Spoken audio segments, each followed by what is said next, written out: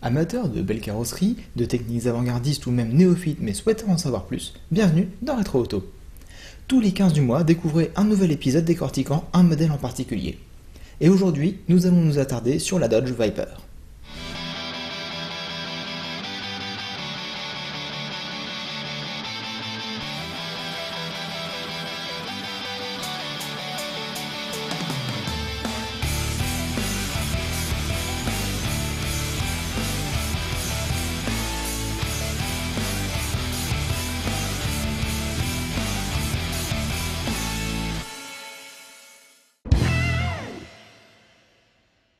À une période où la Corvette est sans rival sur le marché des grosses sportives américaines, Dodge en est jaloux et décide de créer un prototype qui sera capable de rivaliser en termes de performance et de l'écraser. Nous sommes en 1989, le premier prototype est présenté par Bob Lutz, le président du groupe Chrysler à l'époque. Carroll Shelby, le célèbre créateur des Mustang Shelby et autres Cobra, pilota un modèle de pré-série aux 500 miles d'Indianapolis, faisant de ce fait une magnifique publicité pour ce modèle. La Viper fut commercialisée dès janvier 1992 sous sa première version RT10, un roadster avec comme nom de code SR. Une évolution mécanique et esthétique arrivant en 1995 pour prolonger la durée de vie du modèle, jusqu'en 2002 avec l'apparition du coupé GTS. De là, le châssis ZB, un tout nouveau châssis, fut conçu et dura jusqu'en 2010 avec néanmoins un restylage en 2006. Ce fut commercialement la Dodge Viper SRT10. Une pause intervint entre la deuxième et la troisième génération de Viper, puisque la commercialisation ne reprit qu'en 2013 jusqu'à aujourd'hui. La raison de cette interruption: le 1er juillet 2010 sort la dernière Viper de l'usine de Snake Pit à Corner Avenue chez Dodge. La production de la Viper VX, la troisième génération du désormais très célèbre coupé de chez Dodge, se poursuiva donc chez SRT, la filiale sportive du groupe Chrysler Fiat. SRT voulant dire Street and Racing Technology, cette branche motorsport a été créée à l'origine pour la Viper. De la muscle car très virile, moderne, à une supercar embourgeoisée, l'évolution de la Viper a marqué les esprits dès les plus jeunes âges, avec l'apparition notamment de ce coupé dans les jeux Gran Turismo. Un interminable capot donnant sur un habitacle court, exagérément reculé vers l'arrière, donnant sur un petit coffre, voilà le profil de la Viper. Je vais plus vous parler de la première génération de Viper, surtout la RT10, car elle dispose de quelques particularités qui heureusement disparaîtront avec le temps. La voiture est un roadster, c'est-à-dire qu'il n'y a pas de toit. Et le groupe Chrysler a tenu à vraiment respecter ce terme, puisqu'il n'y a effectivement pas de toit fourni avec la voiture. Mais bon, il n'y a pas non plus de vitres sur les portières qui d'ailleurs s'ouvrent que de l'intérieur, il n'y a pas de poignée à l'extérieur. On critique la Renault Twizy, mais Dodge n'avait pas fait mieux avec un véhicule bien plus important et bien plus cher à l'époque. Mais tous ces oublis ont été faits pour la bonne cause, la réduction du poids, puisque le bébé pèse tout de même 1490 kg. Un couvre-tonneau était tout de même fourni avec la voiture, mais pas commode à installer puisqu'il fallait le visser à l'arrière, sur les portières, et le zipper au niveau du pare-brise pour qu'il tienne. De plus, il n'était pas vraiment étanche. Même si la Viper GTS pesait 27 kg de moins que la version Roadster, elle n'en reste pas moins un poids lourd dans la catégorie des sportives, mais bon, elle a une excuse, c'est une américaine. Toujours sur la Viper RT10, première génération donc, les essuie-glaces n'étaient pas synchronisés, c'est-à-dire que ça laissait une image pas très flatteuse de la Viper sous la pluie. Mais bon, une Viper sous la pluie c'est plutôt rare, faut éviter quand même. Le coupé GTS avait une particularité, son double bossage au niveau du toit, permettant d'enfiler des casques facilement dans la voiture. D'ailleurs, avec l'apparition de la GTS, une option double bande blanche apparaissa dans les options de peinture, permettant d'avoir deux bandes blanches qui partaient du pare-choc avant jusqu'au pare-choc arrière, ajoutant un petit peu d'agressivité au passage. Sur la deuxième génération, un bon paquet des pièces est nouveau. Et d'ailleurs, sur la phase 2 de la génération ZB, le capot a été modifié pour recevoir des louvres en plus de l'entrée existante. La Viper SRT10, la deuxième génération, a vu son poids grimper entre 1530 et 1570 kg suivant les versions. La troisième génération de Viper stagne autour des 1530 kg malgré l'apparition de nouvelles technologies, de nouveaux matériaux tels que l'aluminium ou le carbone.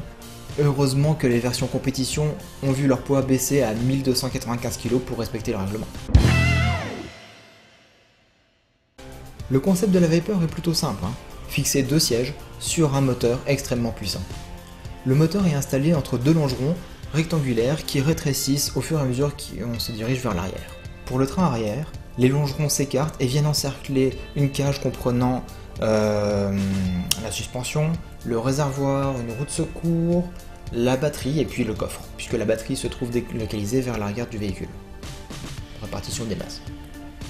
Une double triangulation, des disques ventilés aux 4 roues, la Viper est plutôt bien équipée dès son lancement. Certains éléments seront rapidement remplacés par de l'aluminium, les rendant plus rigides et plus légers. Les Michelin Pilot Sport MXX3 développés spécialement pour l'occasion sont là pour transmettre la puissance au sol, même si les pneus de 335 de large à l'arrière finissent quand même par déraper. La Viper RT10 est quand même capable d'encaisser 1 G d'accélération latérale grâce à eux. La Viper SRT10 aura un châssis 25% plus rigide que la première génération, même si elle sortira d'abord en roadster. La version coupée ne bénéficie d'ailleurs d'aucun renfort ou d'aucune amélioration en performance, le rendant plus lourd et moins performant. La troisième génération étant conçue avant tout comme un coupé, j'imagine que la rigidité doit être excellente. Aucune info pour l'instant sur ce sujet. 10 cylindres en V, telle est la configuration du moteur. Environ 323 kg, 400 chevaux et 630 Nm de couple, autant dire qu'on ne verra pas ça sous le capot d'une Twingo. Basé sur le V10 en fonte du Dodge Ram, le pick-up plutôt puissant de la marque, Dodge fera néanmoins appel à Lamborghini pour fabriquer le V10 8 litres de cylindrée tout en alu.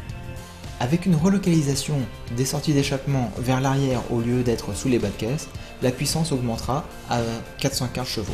Sous le capot des Viper GTS SR, la puissance augmentera même à 450 chevaux. Dans la Viper SRT10, nom de code ZB, la cylindrée augmentera à 8 litres 3 et la puissance grimpera à 500 chevaux. Avec quelques modifications, le poids du moteur descendra à 230 kg, ce qui est déjà un peu plus raisonnable. Le moteur sera de nouveau réalisé en 2008 à 8 litres 4 de cylindrée, permettant de sortir environ 600 chevaux et 760 Nm de couple. Dans la liste des modifications apportées au moteur, on verra notamment des imbracams plus agressifs, on verra des soupapes plus grosses, des ressorts de soupapes plus durs, l'apparition d'un système de levée variable des soupapes côté échappement, ou encore 2 débitmètres au lieu d'un seul. Ces modifications sont apportées avec un peu d'aide de la part de McLaren, et tout ça pour concurrencer la Corvette ZR1 avec ses 638 chevaux. La troisième génération, la VX, reçoit donc en 2013 le moteur toujours réalisé à 8 litres 4 de cylindrée, encore une fois amélioré pour sortir 640 chevaux et 813 Nm de couple. A la question est-ce qu'on peut s'en servir pour donner de l'élan à un pigeon? Je pense que oui, clairement. Le succès de la Viper tient dans sa capacité à accélérer fort, vraiment fort. Et plusieurs ont imaginé rapidement exploiter cette capacité en compétition, et ça lui a plutôt réussi. Sa première apparition sur les circuits fut au 24 heures du Mans 1994, où 2 modèles de Viper terminèrent 2e et 3e de leur catégorie GT1, ce qui est un exploit pour une course de 24 heures. Un autre exploit en compétition était la Viper GTSR du Team Oreca en 2000 aux 24 heures de Daytona, où en fait les GT étaient plus performantes que les prototypes. Autrement, de nombreuses variantes ont été développées pour participer aux courses GT2 ou GT3 de par le monde, et en général elles sont toujours plutôt bien classées. Mais en dehors des circuits, il faut savoir que la Viper a eu droit à une série policière dédiée à elle, qui s'appelle tout simplement Viper, où la particularité est que les protagonistes disposent d'un modèle très lourdement équipé en armes, disposent d'une carrosserie métamorphe blindée, tout ça pour mettre à mal les criminels. Cette série, on la retrouvera sur nos petits écrans entre 94 et 98 pour promouvoir le modèle auprès du grand public. La Viper eut aussi droit à de nombreuses modifications de la part de tuneurs spécialistes des voitures américaines, notamment NSA, ACR ou encore Mopar, avec des modifications permettant d'atteindre des puissances de plus de 1000 chevaux. Donc, ça avance. Voilà, l'épisode est terminé, j'espère qu'il vous aura plu. Je tiens à remercier tous ceux qui m'ont fait un retour. J'ai essayé d'en tenir compte, notamment de ne pas regarder l'écran mais regarder plutôt la caméra. Je vais vous avouer que c'est très difficile, vraiment très difficile, mais je fais des efforts, j'essaye en tout cas. N'hésitez pas à partager si le contenu vous a plu, mettre un pouce vers le haut si vous êtes sur YouTube, ou mettre un petit commentaire, ou m'envoyer un mail même si vous l'avez en version podcast et que vous aimez ça. Et puis on se retrouvera au 15 du mois prochain. Autrement, vous pouvez me retrouver sur ma chaîne YouTube, donc si vous me regardez, c'est juste là qu'il faut cliquer, par là. Et autrement, vous allez sur YouTube et vous tapez 7DD, et vous devriez me retrouver, SEVENDEDE. Autrement, pour la version audio, c'est-à-dire retro-auto.podcloud.fr, et vous trouverez les prochains épisodes. Et sur ce, je vous dis à bientôt dans Rétro Auto.